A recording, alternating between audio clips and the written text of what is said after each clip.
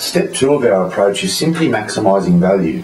And this step we'll spend a fair bit of time on because it's interesting for business owners, even if you're not interested or preparing to sell. It's still an issue that you need to maximise the value of your business.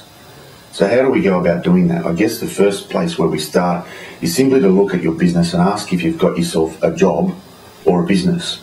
The way we work that out is simply to ask clients, can you go away from your business for days, weeks, or even months on end and not have anything happen to the business? Can you come back and know that your clients will still be there, you'll still be making money, the business will still be trading, your staff are still working, and the business is still making money? If you can do that, then you do have a business that does have some value. If you can't, then you've simply got yourself a job, and they're very difficult to value and they're impossible almost to sell. Therefore, we always ask that question, can you go away from your business for days, weeks or months on end without making a substantial impact on the performance of that business? What we do then is look with business owners at a spectrum of businesses from boutique to scale. And we simply identify where your particular business sits on that spectrum. Boutique business, for example, to use a restaurant analogy, would be something like Rockpool or Tetsuyas. They're expensive, they're premium service, they're fairly exclusive. They're well known, but they're not well known like a McDonald's business, which, for example, is a scale business. McDonald's have stores everywhere, and the way that they make money and improve their performance in McDonald's is simply volume. They simply sell more hamburgers. They ask you, do you want fries with that? What's that about? It's all about volume. This is a scale business. So to add value to a scale business, we simply need to increase the volume. McDonald's did that about 20 years ago simply by adding drive-thrus to most of their restaurants, which made it more efficient and easier for people to actually come in and purchase. The other thing that McDonald's do, and most scale businesses do very successfully, is systems and processes. McDonald's have everything documented. There's an extremely comprehensive user manual. Why? Because they employ 15-year-old staff to run the restaurants during the busy times. Those people don't have a lot of experience or skill in restaurant management, but they do have the ability to follow very clear, definite instructions. Therefore, their user manual covers every possible outcome. If staff turn up in the morning and the thick shake machine's not working, page 86 of the manual may well describe exactly what's to be done. Check the power, check the water, why is it not working? If it's not working, go and print sign number 33, which simply says, thick shake machine's not working, therefore you get a free Coke with your meal, etc.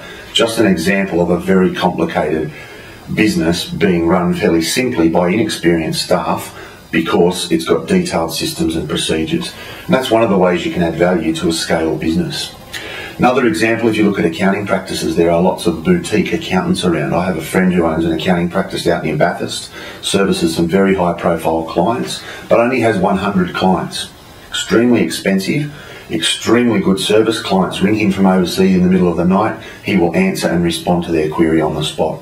At the other end of the spectrum where the scale businesses sit, H&R Block, ITP, large factories for churning out tax returns very, very quickly. Now, why is that important when you're looking at value of a business?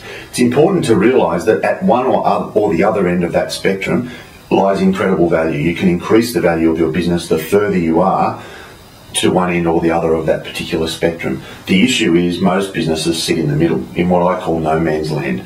And that is, they try to offer boutique service to mass market, or they try to offer volume to a boutique client base, and you can't do both effectively. That would be the same as going into McDonald's and ordering lobster mornay, or going into Rockpool and asking for a thick shake. Simply a mismatch of the factory and its ability to deliver with your positioning in the marketplace. Some of the other things that business owners can look at or should look at to add value to their business are growth. Buyers of businesses are always looking for growth, both historical growth and also the capacity to grow in the future. We don't want to look at a business to buy that's absolutely flat-strapped, unable to expand, hasn't got any room in its office for more people, and can't deliver any more products because it's too busy. We also look at profitability. Any business that we value, we're looking at profit. It's an important aspect. The other two things that are fairly important are risk management and diversity. People want to see diverse income streams, and they want to see that the risk in a small business is actually being managed. Small businesses are risky. 60–70% of them go broke in the first 5 years. Therefore, it's a risky investment for people to make.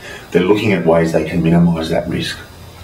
In Australia, in terms of valuing small businesses and putting an actual dollar value on them, generally what we do is look at a normalised profit. So we take out anything that's unusual, any salary that's paid to family that don't work in the business, And typically business owners in Australia don't pay themselves a market salary. They're either underpaid because of cash flow or they're overpaid because they can. So what we do is market value that salary, and we base the normal earnings of the business on those correct figures, take out any distortions or unusual entries, and we come back with a normal profit figure. At the moment in Australia, businesses are selling somewhere between 2.5 and 4.5 times that profit figure.